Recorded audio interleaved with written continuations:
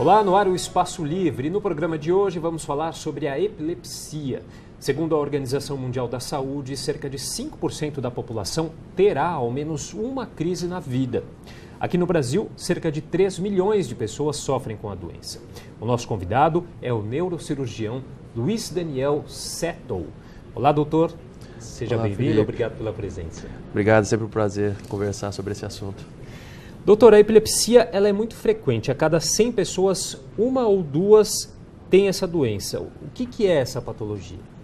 A epilepsia nada mais é do que descargas elétricas que ocorrem no cérebro de uma forma desorganizada, porque os nossos neurônios, que são as células do cérebro, eles se comunicam entre eles através de descargas elétricas, mas que ocorre de uma forma organizada. Quando, por algum motivo, essas descargas elétricas ocorrem de uma forma excessiva, desorganizada e espalhada pelo cérebro, isso causa os sintomas da epilepsia. E por que acontece? Essa é uma excelente pergunta. A gente só consegue descobrir em torno de 50%, 60% das vezes a causa da epilepsia. A maior parte das vezes você não chega a uma causa propriamente dita e você não tem essa explicação, mas muito está associado às vezes a um defeito de migração na evolução ainda durante o feto, durante a barriga da mãe, um defeito da migração dessas células, da origem delas até o local final. E depois disso pode acontecer através de infecções, pode acontecer por traumas, sangramentos, tumores, hemorragias e outros eventos podem levar à epilepsia, mas em torno de 50% das vezes a gente não consegue descobrir exatamente a causa disso, embora a gente saiba o que ocorra, a gente não sabe o que leva para chegar a isso. São diversos fatores, inclusive um fator hereditário também é considerado ou não? Algumas síndromes epiléticas podem ter alguma coisa ligada com a parte hereditária, né? Ou seja, pode até transmitir depois para os filhos, se for o caso, mas isso é a minoria, não é a maioria não. A maioria não tem uma associação direta com essa questão de genética envolvida nesse sentido. Agora, muitos casos, muitas pessoas confundem a convulsão com a epilepsia, né? Quais são as diferenças entre elas? Digamos assim, nem toda convulsão é epilepsia e nem todos os sintomas de epilepsia são convulsões. Vou explicar mais ou menos. A convulsão ela pode acontecer em outras situações. É também uma descarga elétrica que geralmente acomete o cérebro como um todo, onde o paciente perde a consciência, geralmente cai ao solo, se debate, tem uma salivação excessiva. E talvez seja o sintoma mais conhecido da epilepsia, embora não é o tipo de epilepsia mais comum, mas talvez o mais conhecido porque é o que mais chama a atenção. Sim. Às vezes a gente vê no metrô, no ônibus, no trabalho, alguém que acontece, às vezes na escola, e isso chama muita atenção. Mas nem todos os epiléticos têm convulsão. E nem todas as convulsões, como eu falei, são associadas à epilepsia. Existem intoxicações por drogas ou por medicações, ou às vezes distúrbios dos sais no sangue, distúrbios hidratolíticos, que podem levar à convulsão. E o paciente, nesse caso, sem dúvida alguma, ele não é epilético. É causado por outros problemas e, uma vez tratado, ele não vai ter outras convulsões. Quer dizer, há vários tipos, então, de epilepsia? Os sintomas da epilepsia são muito amplos. Na verdade, depende mais ou menos da área do cérebro que ele acomete. Então, a gente divide as epilepsias basicamente em dois tipos. As generalizadas, aquelas que acometem o cérebro como um todo, onde o paciente ele perde a consciência. Ele pode ter a convulsão, onde ele cai, se debate, mas ele pode ter somente uma contração muito forte dos músculos, ou até mesmo o contrário, um relaxamento dos músculos e ele não se debater. E tem as parciais, a gente divide nas parciais simples, que são onde o paciente não perde a consciência, e aí vai depender da localização. Por exemplo, se ele acometer a região da movimentação, responsável pela movimentação do lado direito do corpo. Então ele começa a ter uma movimentação que ele não consegue controlar no braço, por exemplo, mas ele está acordado. Você conversa com ele, ele te responde, ele está orientado, consciente. Ou ele pode, se for na área da visão, ele pode ver flashes, cores e depois mas ele também continua acordado. E existem as parciais complexas que, embora não acometam o cérebro como todo, o paciente ele também não chega a perder completamente a consciência, porém ele fica um pouco confuso, às vezes ele não tem um discurso claro, às vezes tem uma dificuldade de falar, mas ele não chega a perder a consciência completamente. Então, a gente tem as parciais, isso vai nos dizer quanto do cérebro é acometido. As parciais é apenas um pedaço do cérebro que é acometido, e as generalizadas é o cérebro como um todo acometido. E a doença atinge mais homens ou mulheres? Há uma diferenciação? Ou não Não, tem? é muito semelhante a quantidade de homens ou mulheres acometidos. E o senhor disse também, né, que muitos casos acontecem em lugares públicos, né? As pessoas, acho que falta informação, né, das pessoas saberem o que é, até para poder ajudar, colaborar. Acontece muito isso. Esse é um grande problema da epilepsia, né? Embora nós já estejamos no século XXI, tem muita gente que tem a visão da Idade Média da epilepsia. Então, assim, é sempre bom a gente deixar bem claro que, primeiro, a epilepsia não é contagiosa. Ninguém vai pegar epilepsia porque conversou com o epilético ou porque encostou no epilético, ou até mesmo o paciente que tem uma crise generalizada, que tem uma salivação muito intensa, se essa saliva encostar na pessoa, não vai pegar epilepsia, isso não acontece. E uma coisa que as pessoas ficam muito preocupadas principalmente nesse caso da crise epilética generalizada, o que fazer, né? Você está, como a gente comentou, num lugar público, o que fazer para ajudar essa pessoa? Primeira coisa, não adianta tentar conversar com essa pessoa porque ela está inconsciente, ela não vai te responder, você não vai conseguir nenhuma resposta com isso. Geralmente ela cai ao solo, ela se debate e a primeira coisa a fazer é afastar objetos que possam machucá-la. Uma cadeira, mesa, vaso, para ela se debater livremente e não se machucar. E outra coisa que muita gente fica, às vezes, assustada, achando que o paciente vai engolir a língua, vai sufocar, isso não acontece.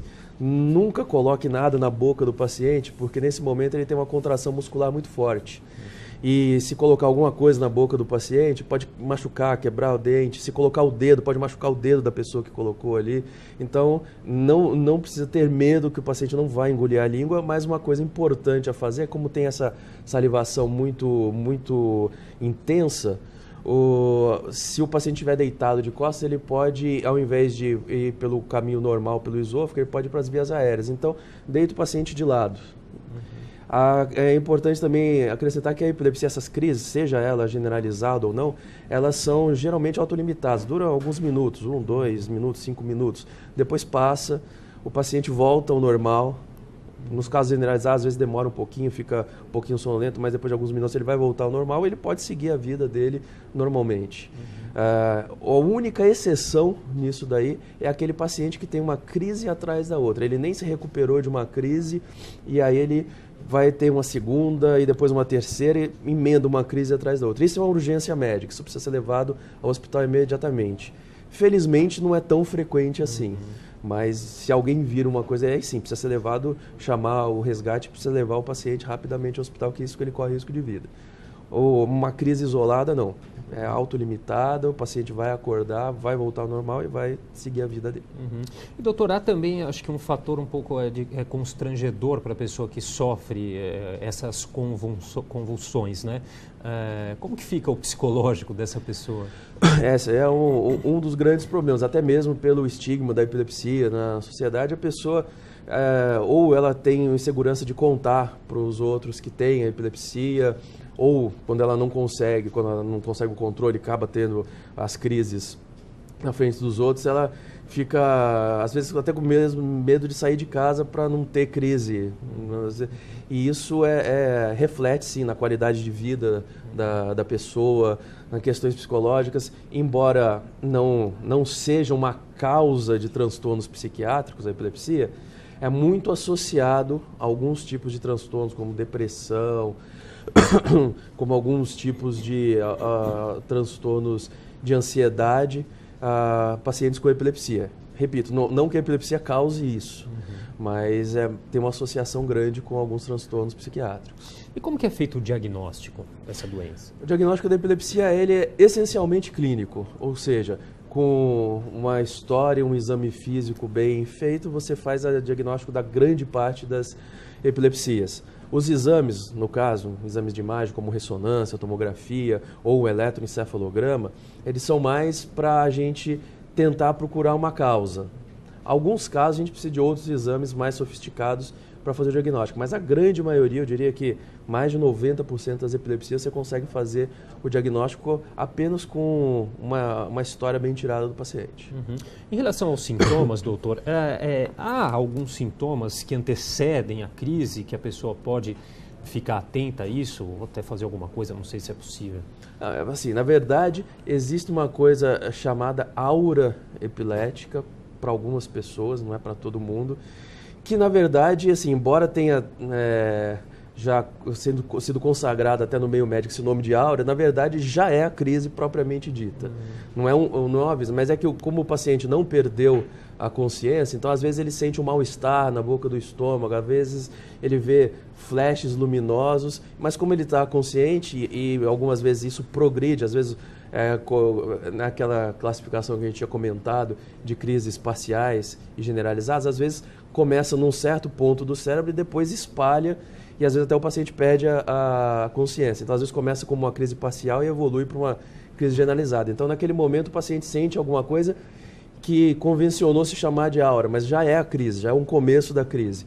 Mas como ele está consciente, então muitas vezes se ele sente que começou a sentir mal, ele às vezes para, sabe que pode cair o chão, então ele às vezes para, senta, ele tem um tempo para, às vezes está dirigindo, ele consegue parar o carro para evitar ter uma crise mais intensa em alguma situação de perigo. Em todos os casos de convulsão, ou a pessoa ela perde a consciência totalmente? No caso da convulsão, sim, seja ela porque o paciente é epilético ou seja ela por outra causa, nesse caso sim, porque ela, como eu falei, com essas descargas elétricas ela comete o cérebro como um todo, então vai perder a consciência. Bom, vamos falar um pouquinho sobre os tratamentos. Quais são os tratamentos para a pessoa que sofre de epilepsia? E outra pergunta, a cura? Cura na epilepsia, a gente costuma não usar essa palavra para epilepsia, a gente fala de controle de epilepsia. E o tratamento, basicamente, tem dois tipos. Tem um tratamento medicamentoso e tem um tratamento cirúrgico da epilepsia. Inicialmente, todos os casos de epilepsia são tratados com medicação. São as medicações antiepiléticas. E 70% dos pacientes com epilepsia vão conseguir controlar suas crises com medicação. A grande maioria com uma medicação, alguns até com duas medicações, são necessários dois tipos de medicação para controlar, mas 70% deles controla apenas com medicação. 30% são os que a gente chama de epilepsia refratária ou de difícil controle. São aqueles que, apesar de você introduzir uma medicação, às vezes duas medicações, até doses máximas na medicação, você não consegue o controle total das crises.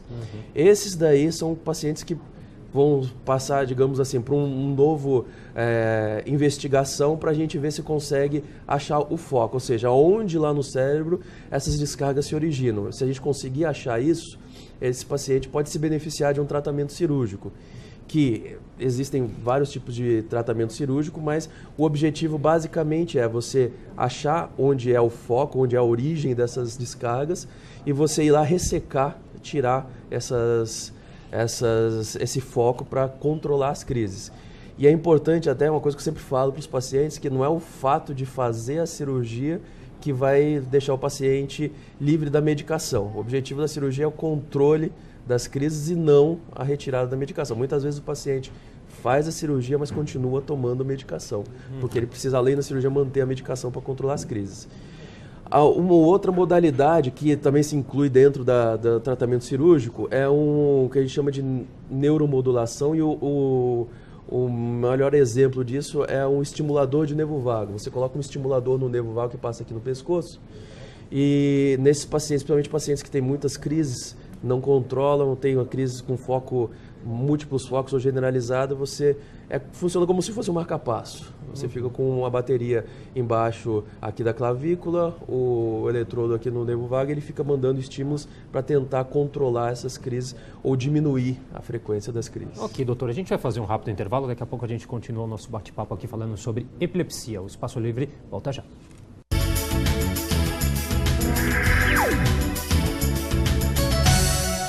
Estamos de volta com o Espaço Livre e o tema de hoje é epilepsia. E o nosso convidado é o neurocirurgião Luiz Daniel Settle. Doutor, continuando a nossa conversa, a gente estava falando sobre os tratamentos da epilepsia. Os pacientes costumam receber bem o tratamento?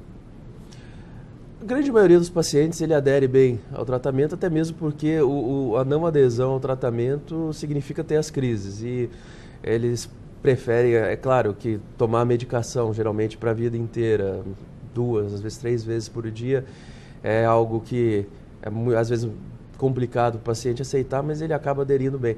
É claro, geralmente nos pacientes adolescentes é às vezes um pouco mais difícil, são um pouco mais rebeldes, mas em virtude do não tratamento significar as crises, eles acabam aderindo bem. E há fatores nos hábitos das pessoas que podem contribuir para prejudicar o caso, como o consumo de bebidas alcoólicas? Sem dúvida, o consumo de bebida alcoólica e a medicação antiepilética não combinam. Então, um paciente que toma medicação epilética não pode beber, de forma alguma. Tabaco, talvez, não sei, cigarro. Isso não muda, o cigarro em si não vai mudar o efeito das medicações. É claro que a gente nunca incentiva o uso do cigarro e tal, mas não vai mudar o tratamento. Mas o álcool, sim, o álcool ele age, que na verdade tem o mesmo metabolismo das drogas. Então, quando a pessoa ingere álcool, a gente nunca sabe qual vai ser o efeito. Se vai aumentar o efeito das drogas, se vai diminuir o efeito das drogas. Então, por isso que a gente não associa, né? Fala para os pacientes que eles não podem tomar e não devem tomar mesmo. E ainda nessa questão, hábitos mais saudáveis podem contribuir para uma melhora do problema, como a prática de exercícios físicos? Não necessariamente, não vai afetar também positivamente o cara, mas é claro, o objetivo do tratamento é justamente esse, que a pessoa tenha a vida normal. Então, a prática de exercícios, frequentar teatros e outras coisas, esse é o objetivo do tratamento. Em relação à qualidade do tratamento que nós temos aqui no Brasil, doutor, o que a gente pode falar? O tratamento que a gente tem aqui disponível aqui no Brasil é basicamente as mesmas coisas que tem em qualquer outro lugar do mundo, tanto em termos de medicação quanto em termos de tratamento cirúrgico, é a mesma coisa. Talvez o acesso a eles talvez seja um pouco mais difícil, mas em termos de medicação e tratamento cirúrgico é a mesma coisa. Quais os principais erros cometidos pelos pacientes durante o tratamento? Eu não diria erros, eu diria assim, principalmente como eu falei, os pacientes adolescentes que às vezes não querem ficar tomando todo dia e tal, se rebelam um pouco, e isso daí, a não adesão, não tomar adequadamente a medicação, acaba causando, não controla as crises. Então não controla porque não toma corretamente a medicação, mas isso geralmente sim, é uma fase, isso passa, o paciente acaba tomando adequadamente depois de um certo tempo. Os que são mais rebeldes, eles acabam tomando adequadamente. Agora, há alguma recomendação de atividades que o paciente de epilepsia deve evitar? Assim, os pacientes que têm a crise controlada com medicação, eles não têm uma limitação de atividades. Eles podem fazer atividades físicas, podem até dirigir, podem fazer de tudo. Claro que o paciente que não tem a crise controlada, assim, aí a gente evita que ele dirija, porque ele pode ter uma crise durante a direção ou operar algum maquinário mais pesado que possa colocar a segurança dele e de outras pessoas em risco, mas isso nos pacientes que não têm um controle adequado. Mas os que têm controle adequado, que estão 2, 3 anos sem crise alguma, isso aí, esses pacientes podem ter atividades tanto de trabalho quanto cotidianas normais. E em quanto tempo de medicação se consegue esse controle? Isso é muito variado, depende muito da pessoa. Tem alguns pacientes que você introduz a medicação, às vezes, na dosagem mínima e ele já controla. Então, às vezes, leva 2, 3 meses para você chegar a essa conclusão. E tem pacientes que levam 2, 3 anos para controlar e tem pacientes que passam 2, 3 anos e não conseguem controlar. Então, esse tempo é muito variado. E é uma fase da vida que é mais propensa para o aparecimento da epilepsia? A grande maioria dos casos, em torno de 50%, 60% dos casos, alguns trabalhos até um pouco mais, começam na infância ainda. Embora até alguns desses pacientes eles consigam controle, ou seja, às vezes até param de ter crise, param até de tomar a medicação, geralmente na adolescência ou na juventude, mas a gente nem usa o termo cura para isso, porque a gente não sabe se foi o tratamento que a gente fez que curou, se ele não ia tomar mais, ia parar de ter as crises independente de qualquer coisa. Mas a grande maioria começa ainda na infância e as causas muitas vezes a gente não descobre, outras a gente sabe que existe uma incidência maior na infância, principalmente associado com infecções durante a gestação. Então, em países que a assistência neonatal não é muito boa, a gente vê que tem uma incidência maior de epilepsia. E nos países que o controle pré-natal é bom, a incidência de epilepsia é menor. Então, a gente associa muito com isso, não só com o sentido de malformações, infecções, várias coisas que podem acontecer durante a gestação que vão afetar o cérebro, que podem causar isso.